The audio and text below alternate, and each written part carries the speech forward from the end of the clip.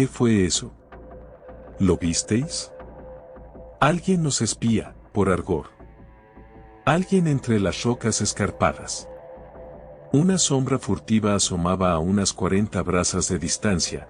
Tan pronto advirtió las miradas acusadoras de los forasteros, se volteó con la velocidad de un torbellino y se perdió tras una cornisa, hacia el este. Vamos a ver de quién se trata. Haznos el favor, Wani, de permanecer aquí y vigilar el campamento con Ater, decía Soin con aire perentorio, en tanto Croxo se ceñía su espada a la cintura. Pero no hay tiempo para discusiones, quédate aquí para cuidar de Andurai, Croxo y yo podemos encargarnos de esto. En marcha. Wani consintió con una reverencia. Andurai está en buenas manos, pero volved lo antes posible. No tenga yo que ir a buscaros. Mientras Wani aún pronunciaba estas palabras, Soin y Croxo bajaban ya por las desgastadas escalinatas de mármol de las antiguas ruinas, aventurándose a paso largo detrás de la misteriosa silueta. Llegaron al sitio donde anteriormente la divisaron, pero no había señales de nada por allí. Soin echó una mirada a los alrededores. La ladera pedregosa se extendía hacia el norte, hasta terminar en un acantilado a la distancia. Entre unos arbustos desnudos divisaron algo que se movía, no precisaban qué era, tan rápido como un parpadeo se alejó a una velocidad extraordinaria y se perdió en la distancia. Sea quien sea no podrá ir muy lejos, el paso se le cierra allá adelante. Alista tu espada, Croxo. No me gusta este asunto, la última vez que nos topamos con un desconocido por poco y nos convertimos en desayuno de lobo gris. Las tierras desnudas eran ocasionalmente ahogadas por túmulos rocosos que se hacían cada vez más difíciles de recorrer, ora un arbolillo enclenque cuyas raíces desnudas se aferraban en vano a la fría roca, ora un manto de tierra decrépita pellizcada por la nieve. Después de recorrer al menos un cuarto de legua rumbo hacia el oeste, se toparon a su diestra con una fortaleza natural infranqueable que se levantaba a unas 20 brazas sobre sus cabezas, a su siniestra un precipicio inexpugnable que sostenía los indómitos torrentes del Eufranto, cuyas aguas rugían mientras roían las rocas del acantilado, como exhalando su último hálito de agonía antes de morir silencioso en el lago blanco. Una rampa artificial se inclinaba levemente a un costado del precipicio, ladeándolo sinuosamente hasta perderse en una especie de oquedad que no podían precisar. Por un momento creyeron ver a la extraña sombra saltando por el extremo del paredón que cubría la rampa, de modo que le dieron seguimiento. Descendieron rápidamente, pero la sombra no estaba allí. Descendieron a través de la rampa de mármol sólido y advirtieron que se internaba en una especie de caverna, un agujero natural en la roca agreste, de cuya profundidad daba testimonio la oscuridad perenne. Creo que se metió por aquí. No deberíamos entrar, Soin, puede ser una trampa. Si hubiera suficientes enemigos en los alrededores, nos habrían caído de golpe. Encendamos una tea, deprisa. Por fortuna Croxo nunca salía de viaje sin una pequeña cantidad de petrol, un líquido inflamable, negro y algo viscoso que le permitía encender una lengua de fuego sin mayor complicación. Una sola gota permitía mantener una llama constante durante horas. Empero, solo lo usaba en casos de extrema necesidad y Soin no lo había conocido hasta ahora. Sin mayor titubeo, Croxo blandió su espada, cortó una rama de un viejo arbusto junto a la terraza, le untó una ínfima cantidad de petrol y una resplandeciente lengua de fuego anaranjada ardió con inagotables bríos. Es menester invocar a Mostul, Señor del fuego y de la luz, para que nos guíe a través de la oscuridad. Deberíamos pensarlo, Soin. Quizás no sea una buena idea entrar allí, si bien es cierto que no pudo ir por otro lado. Y no pudo adentrarse demasiado, me parece, debe estar por allí, escondido como serpiente detrás de alguna roca, tal vez, decía Soin mientras tomaba a Croxo del brazo izquierdo y le alaba caverna adentro. Es así como se internaron a las profundidades del abismo. Una fuerte brisa proveniente del sur entraba a la caverna, eran los soplos del viento golpeando el acantilado inerme, como queriendo vanamente derribarle. Los largos cabellos pelirrojos de Zoin eran empujados hacia su rostro, por lo que antes de entrar los tomó juntos con sendas manos y los hizo un moño a un lado de la cabeza, como era la costumbre de los onicianos. El recelo de Croxo por entrar a la caverna pronto se tornó en curiosidad. Tan pronto avanzaron unas brasas, un caleidoscopio de lucecillas y piedras multicolores que reverberaban la luz. El espectáculo era simplemente inefable. Aquí un verde turquesa refractándose a través de diminutos fragmentos, cuales gotas de rocío en el feraz follaje de primavera.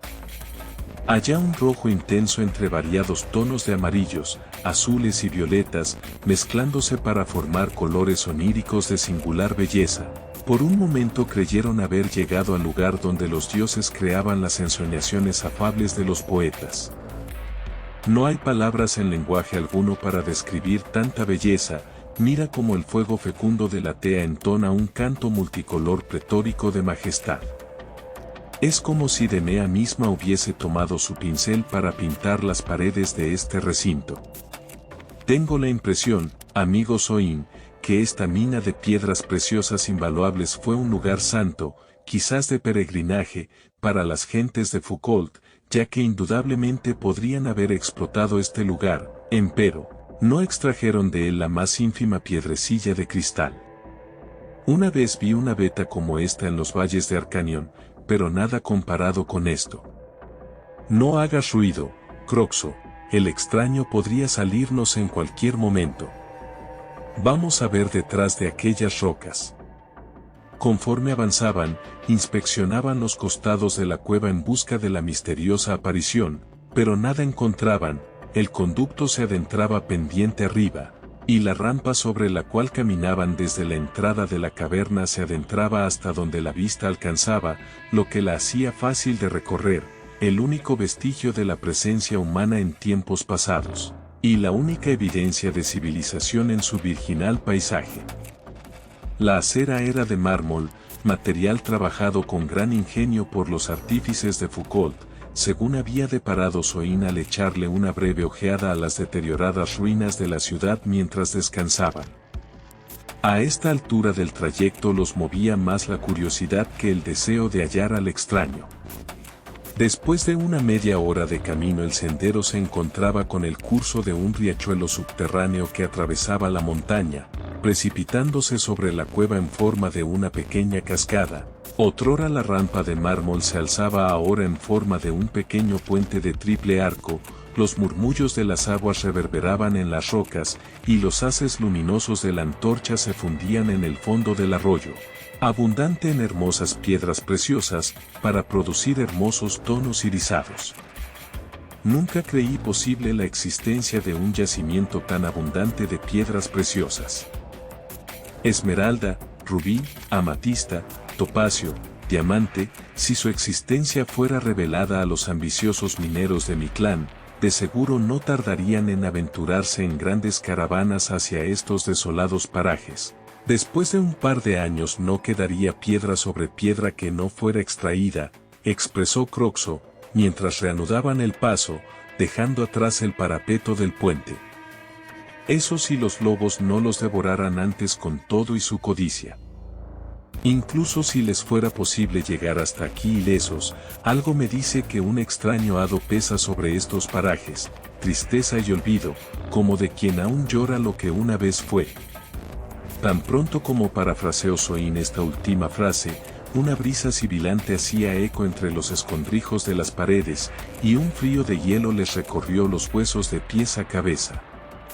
Croxo detuvo el paso repentinamente, echando una mirada furtiva a los alrededores, los dos en silencio, mientras Zoin hacía fuertemente la empuñadura de su espada, inmóvil. ¿Oíste eso? Desde luego.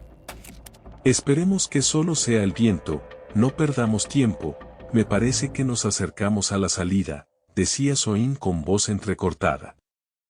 Y los dos viajeros estaban en lo cierto, ya que divisaban con nitidez la salida de la gran garganta de la montaña, allá donde la luz temblorosa del sol entraba tímidamente entre sus fauces. Haces cautivos rutilaban en aquella entrada, aquí un centelleo turquesa, allá un brillo opalino, ora un beso amatista, ora una sonrisa de jaspe.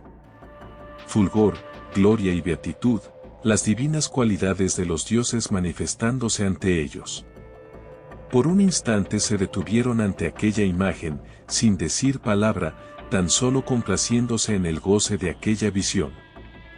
Finalmente, cobraron la razón, otrora el motivo de su entrada fue perseguir a aquella sombra, mas ahora les movía la expectativa, no sabían que se encontrarían más allá del túnel, tal vez serían testigos del himeneo de una de las hijas de Argor, o quizás serían invitados en una ambrosía celestial, ¿quién lo sabía? El temor quedó atrás, y el éxtasis producido por el despliegue de luces celestiales nunca sería borrado de sus recuerdos. Vamos, Croxo, sigamos adelante. Te aseguro que tan pronto salgamos de aquí sabremos de aquel que nos espiaba en el campamento. En realidad, el solo haber contemplado todo esto es razón suficiente para explorar un poco más. Todavía nos quedan algunas horas antes del ocaso. ¿No es cierto, Soin? Así es. Pero seamos cautelosos. No sabemos qué podría haber allá adelante.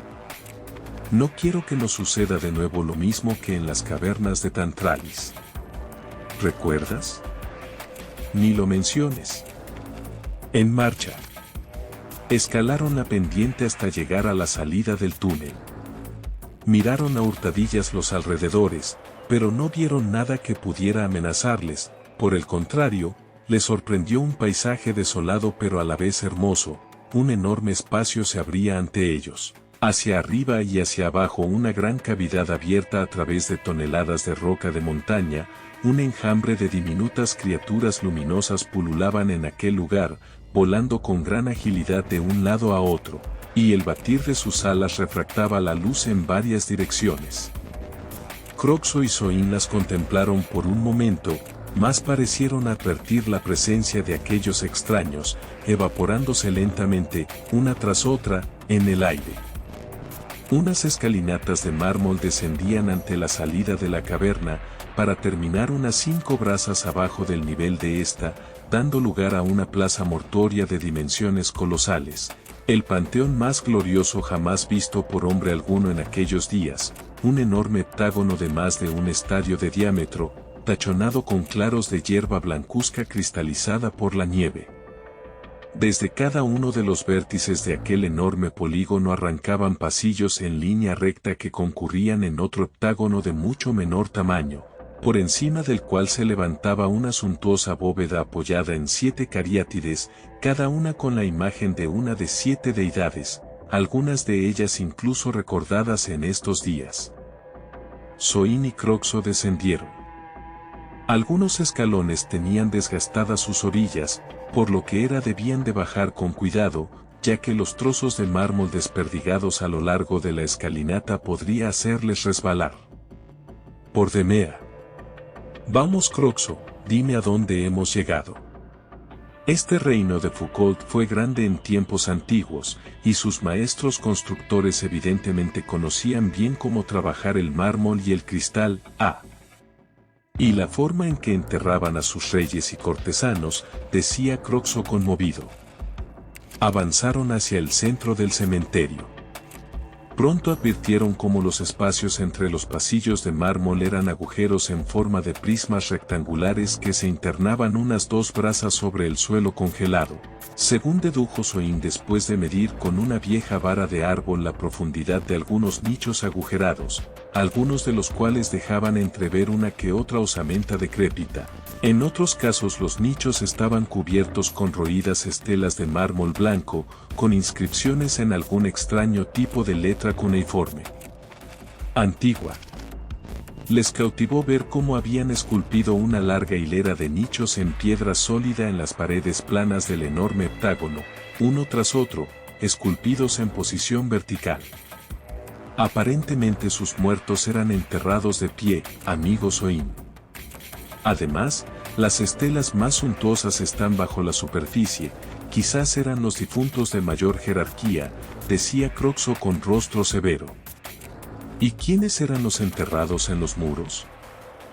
No los Esoin, probablemente altos capitanes, guerreros y héroes. En cierta manera esta gran abadía refleja ciertas costumbres que aún se conservan en nuestros días. Por ejemplo, los meteóridas también acostumbran enterrar a sus muertos de pie.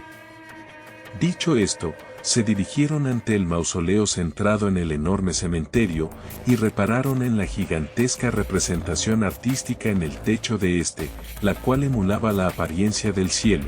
Un mapa estelar esculpido con maestría prodigiosa, en el cual Croxo mostró interés de inmediato. Si no te molesta, amigo Soin, me gustaría realizar un rápido bosquejo de esta maravilla. Mi instinto de buscador me ha enseñado que nunca debe dejarse pasar la oportunidad de copiar un mapa. Podría servirnos de algo en el futuro o bien podría no estar registrado en los antiguos libros de la gran biblioteca de la ciudad de Ónice, en cuyo caso es mi deber reproducirlo y entregarlo. ¿Y cuánto tardarás? No más de 2 horas. Hago un bosquejo rápido de sus características en un papel, una reproducción no muy sofisticada, pero sí lo suficientemente fiel como para que su análisis sea posible para los sabios. Porque debes saber que ellos, los estudiosos del cielo de Ónice, tienen registrado el curso de las estrellas en el manto estelar a través de los milenios, y no les será difícil analizarlo. Conocen muchos secretos de los cielos, he oído que pueden trasladarse en el tiempo con solo la posición de las estrellas, de modo que conociendo su disposición en el cielo a través de algún mapa olvidado como este, pueden determinar la época a la que hace referencia. Les he oído decir que los astros obedecen un fenómeno llamado precesión. De acuerdo, Croxo, hazlo rápidamente. Pero antes quiero que sepas que me asusta un poco cuando te oigo hablar así. Croxo se apresuró al enorme mausoleo, se sentó en medio de este, sacó de un viejo bolso unos lápices, unos compases y unas reglillas algo desgastados por el uso y un extraño rollo de papel con cuadrículas y procedió a reproducir los diseños del hermoso techo. Entretanto, Soin se fue a echar un ojo por los alrededores. El suntuoso cementerio, según advirtió, se hallaba enclaustrado en la roca viva, a unas 20 brazas por debajo de la cima de la montaña. Notó cómo las paredes anfractuosas ascendían casi verticales hasta arriba, excepto la parte occidental, la cual daba con un infranqueable precipicio. Se dirigió hacia allí. Descendió una hermosa escalinata, a cuyos lados corrían 2 pequeños afluentes de agua cristalina, los cuales se abrían paso desde la roca de la montaña, allá por donde otrora llegaran al cementerio. Soin suponía que este afluente era el mismo que se encontraron allá en la cueva, y que en algún momento se bifurcaba en las entrañas de las paredes rocosas, abriéndose paso al exterior y siendo conducido a través del cementerio por un cauce artificial de hermosa arquitectura. Soin caminó hasta toparse con un balcón tallado en la roca viva con un hermoso parapeto de mármol, el piso cubierto con losas del mismo material, que le daba una vista panorámica de toda la parte occidental del bosque. Veía cómo las aguas de los arroyos se precipitaban a las furiosas aguas del Eufranto por sendos costados del balcón. Algunos rayos furtivos del sol de la tarde se escapaban entre las nubes, retractándose entre las gotillas dispersas que caían precipicio abajo, descomponiendo la luz en los hermosos tonos del arco iris. Más allá de la ladera rocosa Soin divisaba enormes extensiones de pinos y abetos.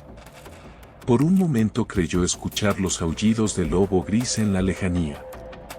Allí permaneció Soin por largo rato ensimismado, perdido en pensamientos.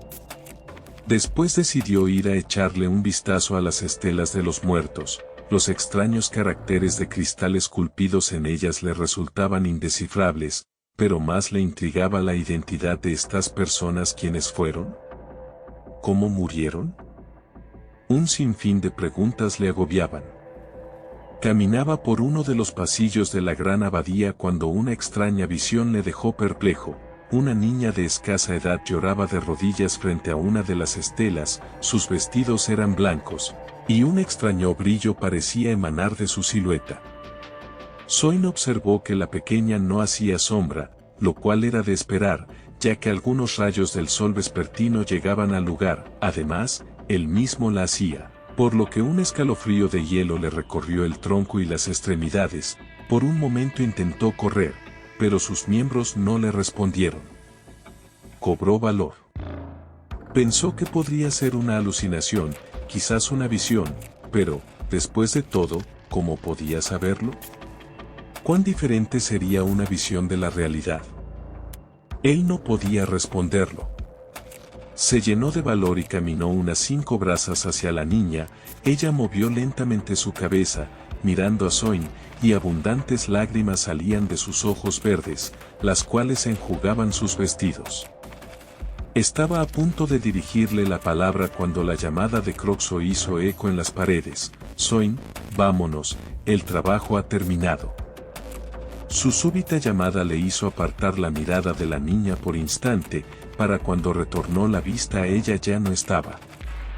La impresión fue desconcertante para Soin, se movió como un vendaval e inspeccionó los alrededores. Estoy por aquí, decía Soin repetidas veces, para ser localizado por Croxo, mientras buscaba rastros de la niña entre las estelas decrépitas. Para cuando Croxo llegó al lugar, Soin se hallaba de pie frente a la lápida donde otrora viera a la niñita. ¿A dónde te habías metido, Soin? Por Argor que no me agrada jugar a las escondidas, y menos a esta edad. ¿Qué dicen estas inscripciones, Croxo? ¿De quién era esta tumba? Calma, calma, amigo Soin, todas las cosas tienen su respuesta. Tan solo déjame echarle una mirada a las inscripciones. Estos caracteres son antiguos, el idioma de Foucault hace mucho pasó a ser una lengua muerta, aunque todavía se requiere su estudio para el análisis de selectos volúmenes antiguos, escritos en ella. Según estas inscripciones, aquí fue enterrada Damasis, la hija del rey. Su nombre se ha perdido. Parece ser que murió a los 8 años, me parece. No puedo leer más, la estela está demasiado dañada. ¿Qué pensarías si te digo que hace unos minutos, justo antes de que me llamaras por vez primera, yacía frente a esta estela una niña de corta edad, de rodillas y vestida de blanco, entregada a un llanto desconsolado? Así que esa era la sombra furtiva que nos espiaba allá en el campamento. Pero ¿no te parece que era muy rápida como para ser una niña? Un momento, ¿sugieres alguna relación entre Damasis y por Argor? ¿Dónde está? Se desvaneció tan pronto le aparte los ojos de encima. No era de este mundo, Croxo, una luz tenue salía de su cuerpo. Me temo que he sido testigo de una visión de ultratumba, quizás un alma condicionada a vagar entre este y el otro lado, y sus deseos y añoranzas parecen atarle de alguna manera a este lugar. Quizás nos trajo aquí con algún propósito. ¿Cuál? No tengo la menor idea. Todo este sitio, Soin, después de analizarlo cuidadosamente, es como una gran alegoría de la muerte tallada en mármol y cristal. Ese túnel de luces trémulas pareciera representar el nexo entre la tierra de los vivos, más allá de la montaña, y la de los muertos, este mausoleo de sombras olvidadas. Quizás no esté en nuestro destino conocer de razones, pero algo me dice que de alguna manera podríamos ayudar a este espíritu vagabundo a buscar su camino al paraíso, decía Croxo ensimismado. También lo siento así, amigo Croxo. Mas nuestro destino por ahora es regresar al campamento con Wani y Ater. Se hace tarde, Wani debe haber empezado a preocuparse. Retornaron al campamento por el mismo camino por el que entraron unas horas antes, no sin hacer antes una reverencia al campo de descanso de los muertos. Para cuando lograron salir del túnel el sol del ocaso teñía de rojo el cielo. Justo antes de dejar atrás la entrada de la roca, Croxo volteó hacia la caverna y creyó ver una niña que le miraba con fijeza. Decidieron no comentar el asunto a Wani sino hasta el momento oportuno, ya que le conocían perfectamente y sabían que insistiría en retrasar el viaje tan solo para volver a inspeccionar el lugar. Advertían un cielo hermosamente claro, junto con la danza de las constelaciones boreales, allá hacia el norte el poderoso Ulif, vestido para la guerra, montando a su brioso y arrogante caballo Vegetatus, con su espada en alto, en singular combate contra Kimazul, el temible león alado. Después de casi una hora de dejar atrás la cueva llegaron al campamento. Allí les esperaba Wani, evidentemente inquieto. Después de que Croxo y Zoin dejaron el campamento no había hecho más que alistar los trineos y jugar ocasionalmente con Ater. De vez en cuando escuchaba el canto de alguna avecilla posada entre las ramas resecas de los árboles desnudos. Mirando cuidadosamente algunos de ellos, Wani notó cómo se proveían de nuevo follaje, cual preparando su traje de gala para una gran celebración, la llegada de la primavera. Luego se había puesto a recolectar un poco de leña seca de los alrededores y había encendido una fogata. Hacía días que la última gran nevada del invierno les había castigado, aunque la nieve ya había comenzado a derretirse. Wani se daba cuenta que los trineos pronto dejarían de serles útiles. Después de unas 7 horas de espera la preocupación le invadió. Unas horas antes del anochecer, sentado frente al fuego cocinando un guiso, creyó escuchar un aullido de lobo en la lejanía, lo cual lo sobresaltó. De repente la herida que otrora le hicieran los lobos le escoció, aunque se escuchaba lejano, sabía que aún se encontraban en aquel bosque y que el peligro del lobo gris no había pasado. Deseaba ver a sus amigos y dejarlo atrás cuanto antes. Sus deseos se cumplieron unas 4 horas después, ya entrado el anochecer. ¿Dónde os habías metido, granujas? Tuvimos un breve retraso, pero nada que temer o lamentar. Se trataba de una cabra montés, de esas que habitan entre las peñas del Eufranto. Dudo mucho que puedan ser servidoras del lobo gris. Hablando de caninos, Wani, ¿dónde está Ater? Debe andar por allí capturando algún animalillo de los bosques. Ater, ven acá muchacho. Zoin y Croxo acaban de llegar. El noble Ater saltó de entre unos arbustos, moviendo el rabo y ladrando, irguiendo sus patas delanteras sobre los recién llegados en ademán de bienvenida.